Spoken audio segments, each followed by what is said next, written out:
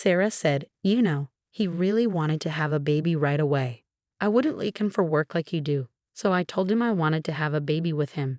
I just stood there, listening to my friend's words, not knowing how to react.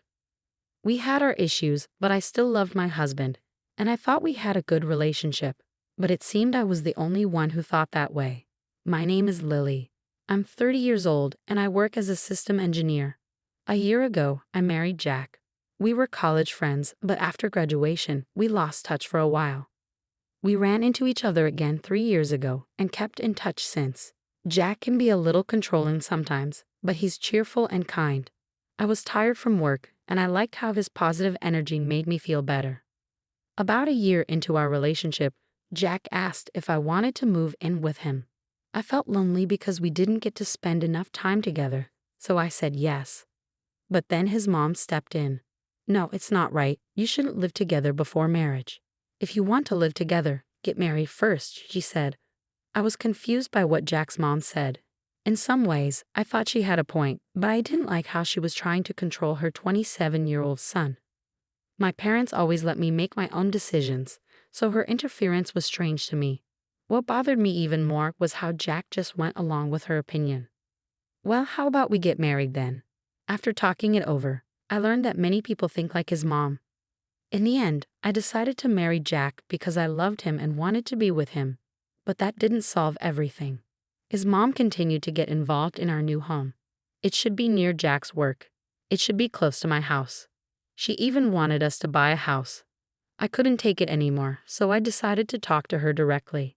Jack and I will handle the house decision ourselves. I'm saying this because I care about your future, I know I appreciate that, but we want to make our own choices. She laughed at my words, almost as if she thought she was better than me. I'm sorry, but I think the reason your parents didn't interfere is that they don't care about you enough, do they? What do you mean? I mean, your parents are doctors, right? But you're not. It was true that my parents were doctors, but I never wanted to follow in their footsteps. They never pushed me to become one either. I didn't expect Jack's mom to bring it up like that. When I stayed silent, Jack spoke up. Mom, that's enough. His mom, upset that Jack defended me, grew angry, and that was the end of the conversation. I've always felt that Jack's mom and I didn't get along well. After that, her opinions and mine clashed more often. Jack tried to please everyone, but there were no real solutions. Finally, my husband, Ben, found a new condo for us. It was close to both our jobs and also near his parents' house. I started feeling sorry for Ben, caught between me and his mom. I was also getting tired of all the tension and didn't want to drag the issue out any longer.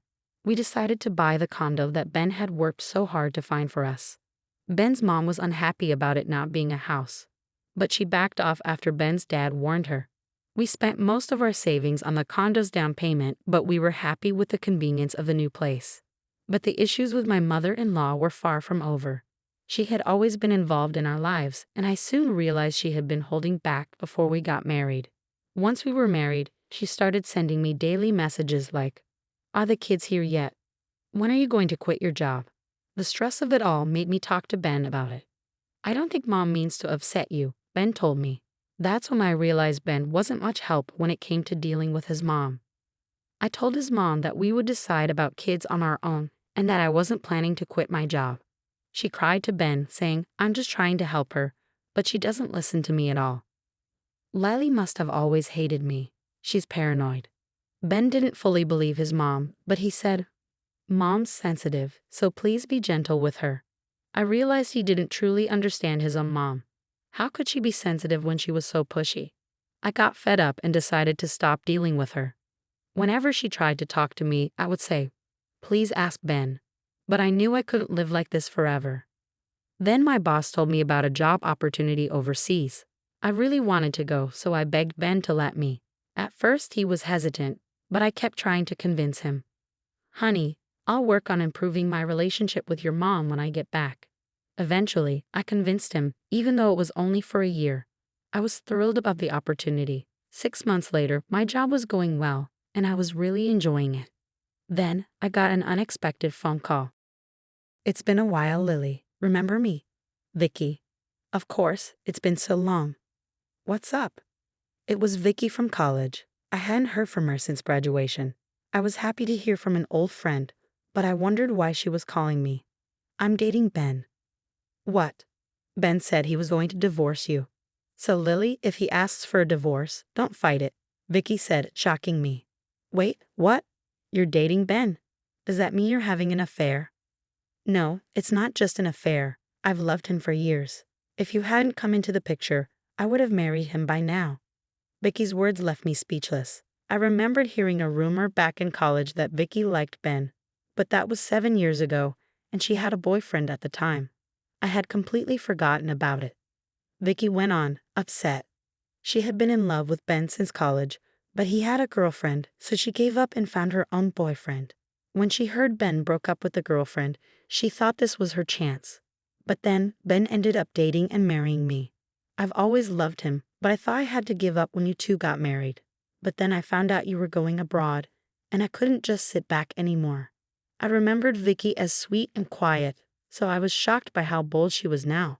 According to her, as soon as she learned I was going overseas, she started pursuing Ben. At first he didn't take her seriously, but eventually, they started an affair.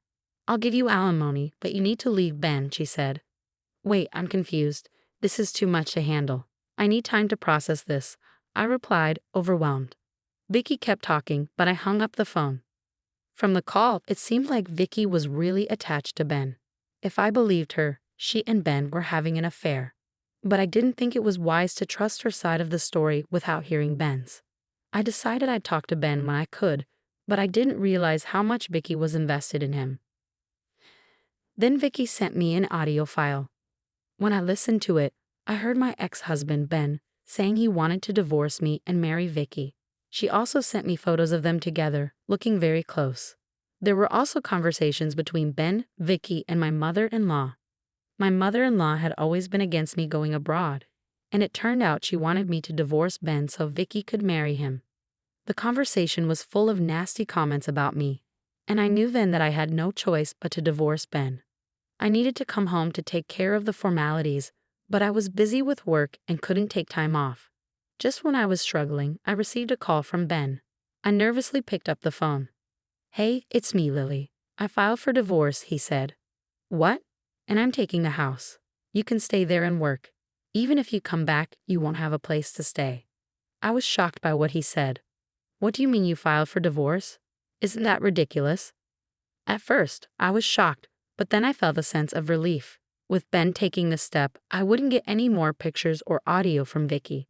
The constant evidence of their affair had been weighing on me, and now I thought I wouldn't have to deal with it anymore. It made me feel lighter. Okay, I understand. Ben didn't expect me to be so calm and happy about it. Are you sure about this? We're getting a divorce. Yes, I'm sure. There was a rustling sound on the other end of the line, and I realized it was my mother-in-law. She wanted to speak with me too. Hey Lily, hi, it's been a while. As you probably heard from Ben, we're in the process of getting divorced, and there's no home for you to come back to. My mother-in-law was repeating what Ben had said.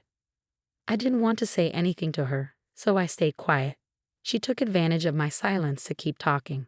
I was against your marriage from the start. Leaving your husband to go abroad for work is crazy.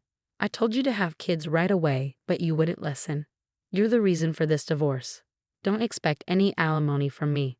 There were so many things I wanted to say to her, but I knew she wouldn't listen. I was getting frustrated just hearing her voice. Then it hit me. I was no longer married to Ben, so this woman was a stranger to me now. I didn't have to listen to her anymore. I didn't have to put up with her constant interference because she was my husband's mother. Now she was just someone I didn't need to deal with. Sorry, but can I go now? I politely asked. My mother-in-law wasn't happy with that and kept talking. I'm busy. I'll hang up now. Wait a minute. No, I have to go. I guess I won't talk to you again. Goodbye and good luck. She kept talking, but I didn't care anymore and hung up. I felt exhilarated. I had loved Ben, but I knew I couldn't stay married to him. I felt a weight lifted off my shoulders, but the story didn't end there. 3 months later, Ben started calling me over and over again. At first, I ignored his calls, but then I thought if he was calling so much, something bad must have happened. So I decided to pick up. Lily, thank God. What is it? You've been calling a lot. I need you. For a moment, I didn't understand what Ben was saying, but I realized I didn't want to answer his call. We can start over. It's not too late. What do you mean it's not too late? You didn't file for divorce. I did, but why don't we just get married again? I tried not to laugh. Ben didn't know that I knew about his affair with Vicky. Married again? You married Vicky, didn't you? What? How did you know? Vicky sent me a picture of you two holding the marriage certificate. Don't tell me you and Vicky are already divorced. No, not yet. We're not divorced yet. Well, I guess that makes sense. Vicky seems pretty obsessed with you. I don't think she would agree to divorce you so easily, but all you have to do is file for divorce, right? I'm telling you, it's not a good idea.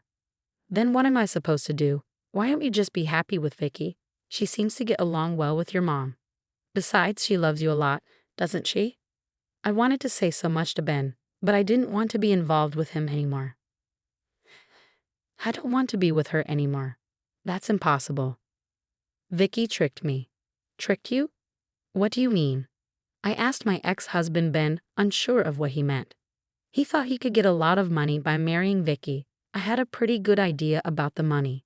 Vicky told me how much money she had saved to be with me, but after we got married, she claimed she didn't have it anymore because she spent it on marrying me. Yeah, that's alimony for me. Ben didn't understand, so I explained it to him. Vicky prepared a big alimony payment for me. What? Why would she do that? So I wouldn't try to get you back. She loves you that much. I'm so glad she loves you so much. Yes. The truth was, from the first time Vicky contacted me, she promised she would pay me alimony if I divorced Ben. I didn't believe her at first, but then she contacted me after finding out about the divorce and wanted to pay me alimony. I gave her my bank details and she sent me $60,000. I was shocked, so I called Vicky and she told me, "Take the money, but stay away from Ben forever." I tried to contact her again, but her answer was always the same. I was confused, so I asked a friend for advice. If she's offering you money, just take it. You haven't even divided the property yet, right? That was true, so I decided to take it. I could have asked for a share of the property and extra money for the affair, but $60,000 from her was a lot. It was best not to tell Ben about it. That didn't feel right. Give me back my money. It's not your money. It's Vicky's money. If she wants it back, I'll give her back more than what she paid. Really, you will. Then I heard Vicky's voice behind Ben. Ben. He quickly hung up the phone, and I never heard from him again. Later, one of my college friends told me that Vicky was very controlling and had deleted my contact info from Ben's phone. When she found out about the alimony, she got angry and asked if he was just after money. Vicky also got jealous of my ex-mother-in-law. They had a good relationship before the marriage, but now they didn't get along. Ben seems mentally trapped by Vicky's controlling behavior. My mother-in-law thought she had found the perfect wife for Ben, but she was wrong. Now she can't even talk to her son. It's sad to hear about it. If I hadn't gone abroad, it might have been worse. Every day, I'm thankful that I left. Recently, I was offered to extend my overseas assignment from 1 year to 3 years. Of course, I said yes. I'm living a fulfilling life, focusing on my work. Thanks for watching till the end. Please subscribe if you liked the video. See you next time.